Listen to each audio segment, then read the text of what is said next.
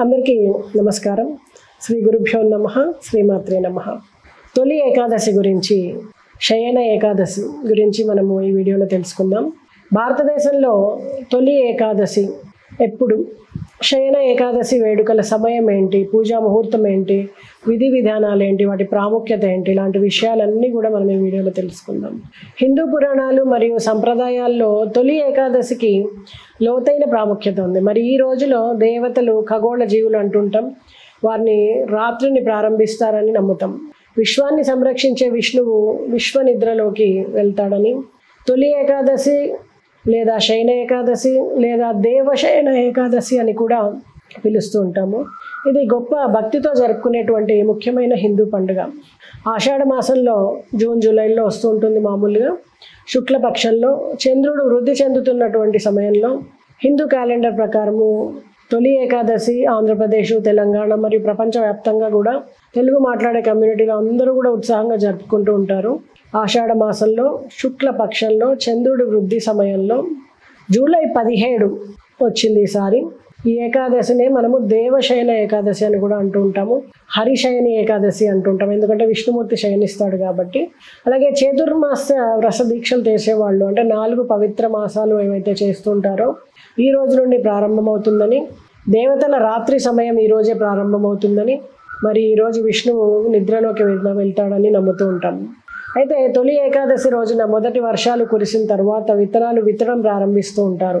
రైతు సమాజానికి ఎంతో ప్రాముఖ్యత కలిగినటువంటి వ్యక్తి కాబట్టి ఈరోజు చాలా ప్రాముఖ్యతను కూడినటువంటి వర్షాకాలం తర్వాత వచ్చేటువంటి మొదటి ఏకాదశి కాబట్టి ఇక్కడ విత్తనాలు విత్తడము అనేది మనకి సాంప్రదాయాల్లో వస్తుంది.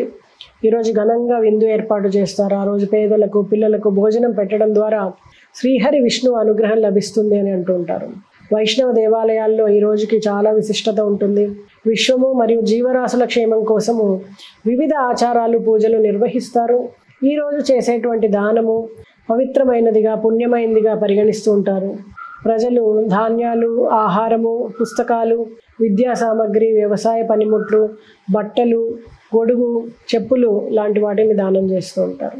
కొంతమంది మందులు కూడా దానం చేస్తుంటారు, ఎందుకంటే వర్షాకాలంలో జబ్బులకు ఎక్కువగా ఆస్కారం ఉంటుంది. పశుపక్షాదులకు ఆ రోజు ఆహారం ఇవ్వడం వల్ల పుణ్యం లభిస్తుందని కూడా నమ్ముతూ ఉంటారు. తొలి ఏకాదశిని ప్రార్థించడం మరియు పాటించడం ద్వారా పాప విముక్తికి సహాయపడుతుందని ప్రసిద్ధి చెందింది. కొంతమంది కుటుంబ సంక్షేమం కోసము ఈరోజు పూర్తి ఉపవాసాన్ని పాటిస్తారు. మీరు మరేక విషయాల్ని గమనించవచ్చు ఈ తొలి ఏకాదశి గురించి. ఈరోజు కనుక మీరు ఏదైనా ఒక ముద్ర, ఆరోగ్య ముద్ర, అటు సూర్యముద్ర కానీ, కుబేర ముద్ర కానీ, ఏదైనా సరే ముద్ర వేసి ఆ రోజు కనుక మీరు ధ్యానం చేసినట్టయితే, విష్ణుమూర్తిని, ముఖ్యంగా విష్ణుమూర్తి గురించిన ధ్యానం చేసినట్టయితే విపరీతమైనటువంటి ఫలితం దక్కుతుందని, మీలోకి సాక్షాత్తు భగవంతుడి రూపమే మీలో ప్రసరింపజవుతుందనేసి నమ్ముతూ ఉంటారు. సో మీరందరూ కూడా ఈ తొలి ఏకాదశిని ఖచ్చితంగా పాటించి నూతన వస్త్రాలు ధరించడం, భగవంతుడిని ఆరాధించడం, విష్ణు సహస్రనామ పారాయణ చేయడం, తోచినంతగా దాన ధర్మం చేయడం, ఇలాంటివన్నీ పాటించి పుణ్యాన్ని, పురుషార్థాన్ని పొందుతారని ఆశిస్తూ నమస్తే.